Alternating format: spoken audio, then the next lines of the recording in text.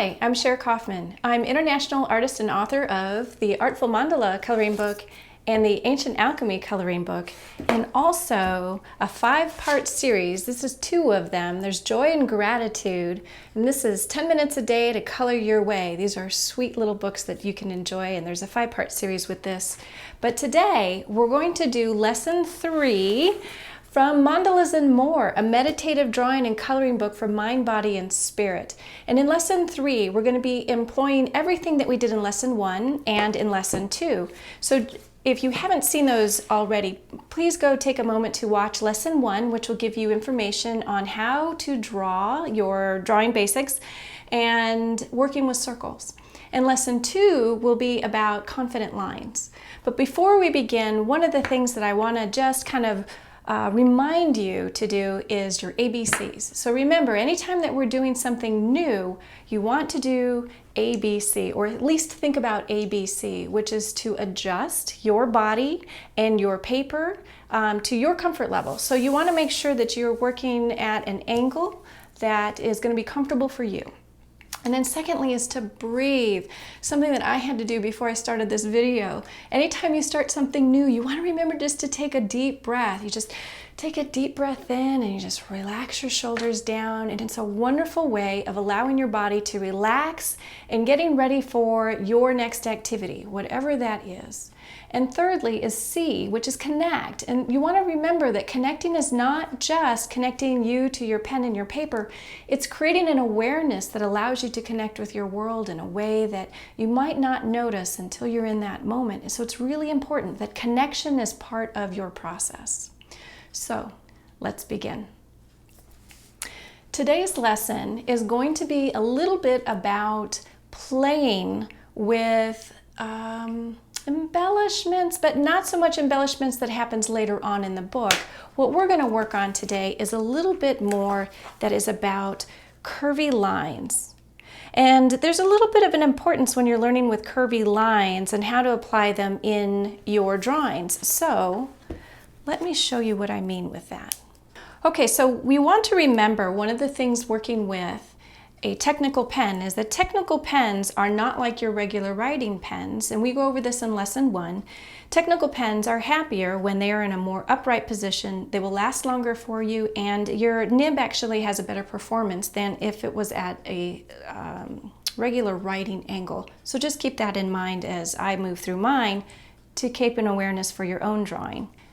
One of the things to learn with curvy lines is that there is a way to remember what to do with a curvy line so that it doesn't look so straight. I think that's one of the things that newbies in curvy lines tend to do, is they tend to draw them straight and they wonder why they don't look right. So I thought I'd give you a little visual to help you with that. So the first thing is I want to show you the difference between, this would be a straight line. If you are moving to do a curve, you will notice that a curve is always going to have an up and a down position. It's almost like a little tiny hill. Sometimes people draw along and they do something like this, and you can definitely see that it's not that natural, wonderful curve that would happen if you allowed it to move up and then gently slope down. So you almost want to think of when you're riding in a car and there's this real gentle rise and fall, but nothing to shake you up. It's just a light, little gentle rolling. That's the way you want to think of your curvy lines, is that they're this wonderful, gentle roll. It just sort of unfolds. So here we have our gentle curves. And you'll notice here that it can curve this way and can curve at the top. So I'm not starting out this way and then moving up. In other words, I start and move upward in my curve, and I can finish that out this way.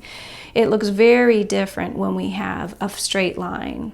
And this can actually be your own design. If you want to work with something that way, that just make sure that you're consistent, because the consistency is what will allow it to be an actual pattern for you. So one of the things that I want to show you with playing with these wonderful curvy lines is that everything that we learned in lesson 1 had to do with circles. And I'm just going to put a couple of circles here. And everything we learned in lesson 2 had to do with straight lines. But right now I'm just going to use circles as my guide. And I'm going to do 3 circles here. So one of the things with circles is that they create this wonderful natural divot. And a divot is this place right here. It's where things meet. And you can have divots in, I'll draw another example with leaves. This would also be a divot. So anytime you have a natural divot in your pattern building, you can use this to add something of whimsy, something a little unexpected, something that's almost a little vine-like. And these little curvy lines can actually be a lot of fun to add to something that might be unexpected. So if I have, I'll draw some new ones here without my divot lines. If I have 3 circles, for example, I can draw one of these curvy little lines out here, and this is going to immediately begin to change my pattern in my design just by adding one simple little thing. But what's really fun is that you can add on to these little curly lines. And you'll notice I'm rotating my paper because I want to maintain my adjustment so that my body and my wrist are not working hard. And I can begin to play with things that are very simple, but begin to add a little complexity but simply by adding a little curvy line. Now just for fun, I'm going to color in this little middle spot here and kind of correct a little bit of my little lineage so that that is not what your eye looks at, but more on the shapes themselves. Now, some of these curvy lines can be done in a different kind of whimsical way where you begin to add your own embellishment just on the line directly. So if I go back up here, I'll show you the example of dots. Dots are actually a lot of fun. You can use them on your line or next to your line and they will make a huge difference. So if, for instance, I do dots just along my line, you can see it's already going to begin to change how this looks. If I do dots next to my line, this will have a very different impact on how it looks.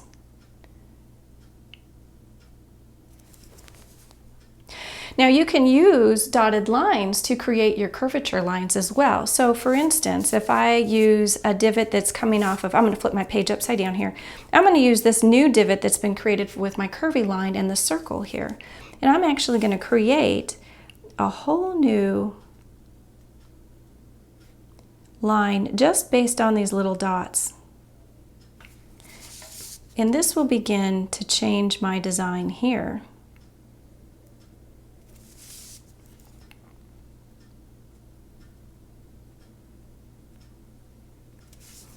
Now my dots here are actually quite large and they're spaced a little bit far away. So I'm going to go back in and I'm going to add a few dots so that it looks more line-like and not so much space in between by just doing a gentle tap with the tip of my nib. And it will help to solidify the illusion of this curvature line. Okay. The other thing that you can do is you can actually use a series of circles to create your curvature lines. And you can connect them in a way that almost looks like pearls.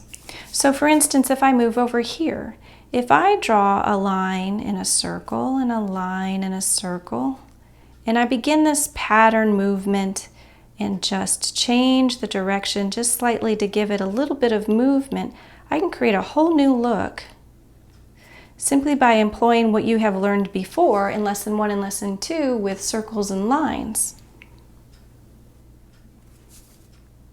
Now I can use my straight lines, my confident straight lines that we talked about in Lesson 2. Now remember, if you're going to be drawing a straight line, you want to use your whole arm. So in other words, I'm using this place from my elbow to my hand and I'm going to be going straight across to create my straight line. Curvatures I'm going to be doing more with the wrist movement. So if I'm going to do a straight line here, I'm going to move all the way across and create my confident line. With my confident line, I can do small confident lines and I can add different things along the way.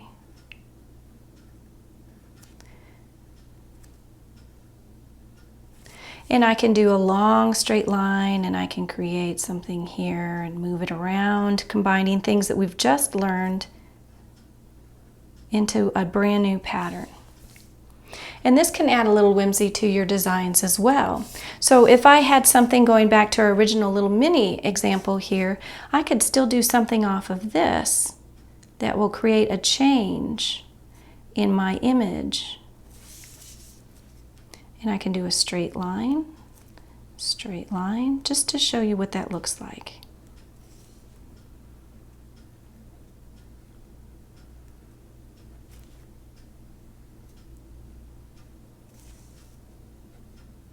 And back to my straight lines. So straight lines and curvature lines can give the idea of movement just by simply changing the angle in which that you are drawing your line. The other thing that you can do is you can change the shape that you are connecting at the end of your line. So for instance, I'm just going to build straight off of here and I'm going to add a little line, but this time I'm going to do a triangle. And I might change the direction a little bit just to give it a little bit of movement. And you'll notice, since you were paying attention, I'm sure, to lesson 2 about confident straight lines, is that you'll notice that I'm drawing my triangles at one line at a time, that I'm not creating any shortcuts, I'm not doing a round curvature of my triangles. I want them to have pointed ends, and so I'm drawing each line separately. So you can do this with any kind of shape. I can create an oval. I can create a diamond. I can create a heart, a circle. I can even create a square. You can get playful in the different kinds of shapes that you can add, and these types of little mini designs can actually create a whole new element to something that you started out as your basic line and your basic circle and your basic shapes. You can play with size, just changing the scale of them and connecting them together with either a curvature line or connecting them with a straight line can actually add something of a little bit of whimsy to your design. So in this example here that I had started with a leaf pattern, we'll add 3 leaves here. So here I've got 1, 2, 3 divots that I can actually work with here. So I'm going to do a little bit of my curvature lines here, and I'm going to add a little bit here.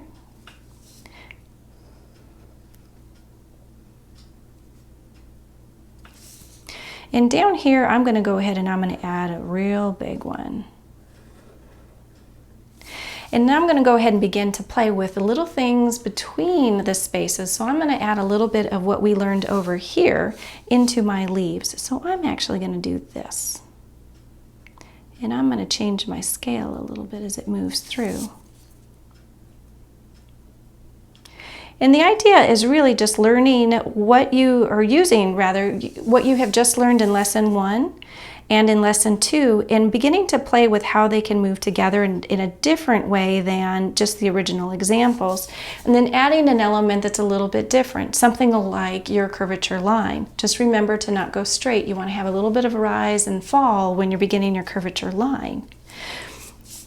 Okay, now one of the things, I'm going to grab a new piece of paper here just to show you. You can actually begin a design with your curvature lines. So say for instance I had a line and I started my whole thing with curvature lines. I can begin to add more of these. This is really kind of how filigree works, is that it starts out with some type of base curl and then begins to add more curls to it. And we can get as big and as small as we want. You just want to look at how your open spaces are being utilized. And there's a big open space here, so we can do a nice big circle. And we can do an upward. Okay, now let's just talk about a little bit about adding some of those dots or circles that we used before. So if, for instance, I decide to do my little dots along the side here, I can use it to emphasize a particular branch or a particular line that I want you to watch and notice. And keep in mind, again, with my pen here, I'm not actually pressing down, I'm just allowing it to make an impression on the paper, because the paper is going to grab that ink and bring it in if you've got a good relationship with the pen and the paper. And then I'm going to do something a little bit different here, is I'm going to do it right on, which is going to require my dots to be a little bit bigger so that the eye can pick those up in a fairly easy way where they don't blend in with my original line.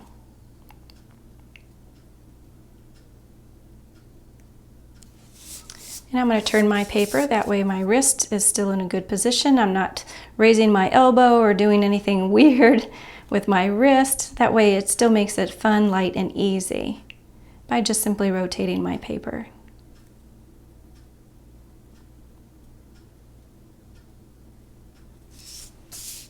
Now, if I continue in this fashion and choose which ones I want to do alongside the line and which ones I want to do on the outside of the line, I'm going to have all kinds of interesting things begin to happen. But the other thing is that you can begin to add the circles that you have practiced so well and add those directly onto your lines as well. So I can begin to add my circles right on to a few of these lines.